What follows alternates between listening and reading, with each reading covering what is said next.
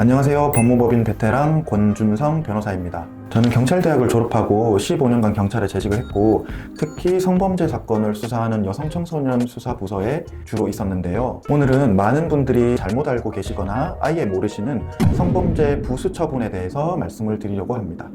실제 사건에서도 초기에 이 부분에 대해서 인식을 하지 못해서 더 큰 불이익을 받는 경우가 많기 때문인데요.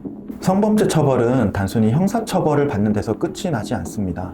신상정보 등록, 공개, 그리고 취업 제한, 그리고 공무원 결격 사유까지 오늘 그 내용을 한번 알려드려 보겠습니다. 우리는 보통 징역형이나 집행유예를 받거나 벌금형 같은 본형에만 집중을 하는데요. 하지만 성범죄에는 부수적으로 따라오는 법적 제재가 있습니다.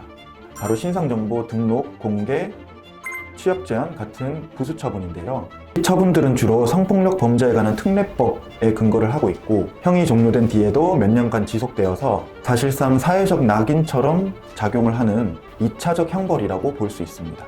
먼저 신상정보 등록은 성폭력 처벌법상 주요 범죄로 유죄 판결을 받거나 약식 명령이 확정된 경우에 자동으로 등록이 되게 되는데요. 신상정보 등록 대상자가 되면 몇 년 동안 주기적으로 경찰서를 방문을 해서 이름, 주민번호, 주소, 직업 같은 것을 등록을 주기적으로 해야 합니다. 그래서 이런 신상정보 등록 대상은 자동으로 신상정보 등록 대상자가 되는 거기 때문에 만약 신상정보 등록 대상자가 되지 않으려면 기소유예 처분을 받거나 아니면 무죄 주장을 해야 합니다. 그런데 사실 이런 신상정보 등록은 개인적으로 경찰서에 방문을 해서 등록을 하면 되는 건데, 더 문제가 되는 건 신상정보 공개 또는 고지입니다. 신상정보 공개가 되면 누구나 성범죄자 알림 이 사이트에 가서 누가 성범죄자인지 확인을 해볼 수가 있어요. 그리고 신상정보 공개 대상자가 되면 주변 이웃들에게 신상정보 공개 대상자가 살고 있다고 우편이 가게 됩니다. 그리고 이런 신상정보 등록이랑은 별개로 더 문제가 되는 것은 신상정보 공개 및 고지 명령인데요. 이런 공개 및 고지가 되면 신상정보 등록 대상자 같은 경우는 경찰서에 개인적으로 방문을 해서 주소 같은 게 변경이 되면 등록만 하면 되는 것인데, 공개 또는 고지가 되면 누구나 성범죄자 알림이 사이트에 가서 이 성범죄자가 살고 있다는 것을 확인을 해볼 수가 있어요. 그래서 사실상 현대판 주홍글씨 같은 건데요. 저희 의뢰인들이 주로 오시면 처벌을 받는 건 어쩔 수 없을 수도 있지만 신상정보 공개나 고지 같은 것은 좀 막아보자는 식으로 상담을 해드리고 있습니다. 왜냐하면 이러한 조치는 성범죄로 유죄 판결이나 약식 명령을 받았다고 해서 자동으로 공개 또는 고지가 되는 것은 아니고요. 법원의 명령에 따라 결정되기 때문인데요. 법원에서는 대범 위험성을 평가를 하고 범죄의 경중이나 피해자 연령 등을 고려를 해서 이런 공개 또는 고지가 필요한지 여부를 판단을 하고 있습니다. 그래서 성범죄를 저질렀고 유죄 판결이 확정된다고 해서 자동으로 성범죄자 공개 또는 고지가 되는 것은 아니기 때문에 저희 법무법인에서는 최대한 공개나 고지는 막아보자. 말씀드렸듯이 신상정보 공개 고지는 법원의 명령에 따라 결정이 되기 때문에, 그래서 가능하면 이런 부분은 막으려고 같이 노력을 하고 있습니다.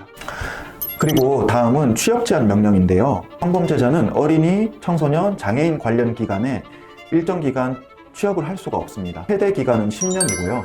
10년 내의 범위에서 취업 제한 명령을 하게 됩니다. 이러한 취업 제한도 무조건 취업 제한 명령을 내리는 것은 아니고, 법원에서 판사님이 범죄의 경중이나 대범 위험성 등을 고려해서 결정을 하게 됩니다. 그래서 신상정보 공개 및 고지랑 마찬가지로 취업 제한도 최대한 막으려고 같이 노력을 해야 되는 부분입니다. 그리고 많은 분들이 간과를 하는 게 또 국가공무원법상 결격 사유인데요. 성범죄로 100만 원 이상 벌금형을 받게 되면 공무원을 할 수가 없게 됩니다. 이것은 왜냐하면 국가공무원법 제33조에 결격 사유가 규정이 되어 있기 때문인데요. 이런 결격 사유에는 성범죄, 그리고 스토킹 처벌법 위반, 그리고 정보통신망법 위반으로 100만 원 이상 벌금형을 받게 되면 국가공무원법상 결격 사유에 해당이 되어서 공무원을 할 수가 없습니다. 방금 말씀드린 성범죄, 스토킹 처벌법 위반, 정보통신망법 위반에 해당되는 죄명으로 벌금형 100만 원 이상을 선고를 받고 확정된 이후에 3년이 지나지 않은 사람은 국가공무원이 될 수가 없고, 지방공무원법에도 비슷한 규정을 두고 있어요. 그래서 성범죄 사건은 그래서 수사 초기에 대응이 중요합니다. 단순히 벌금 정도로 끝나겠지라고 안일하게 생각을 하다가 신상정보 등록, 공개, 그리고 공무원 결격까지 인생 전체에 영향을 주는 경우가 일어날 수 있습니다. 그래서 경찰 조사에 가시기 전에 반드시 변호사랑 상의를 해서 대응을 하시기를 권장드립니다. 저는 여성 청소년 수사팀장을 해보았고 성범죄 관련 수사, 그리고 신상정보 공개 및 고지명령, 공무원 임용 불이익 방지 등 체계적으로 함께 대응을 해드릴 수 있습니다. 혹시 비슷한 사례로 걱정을 하고 계신 분이 계신다면 혼자 판단하시지 말고 지금도 늦지 않았으니 바로 연락 주시기 바랍니다. 감사합니다. 법무법인 베테랑 권준성 변호사였습니다.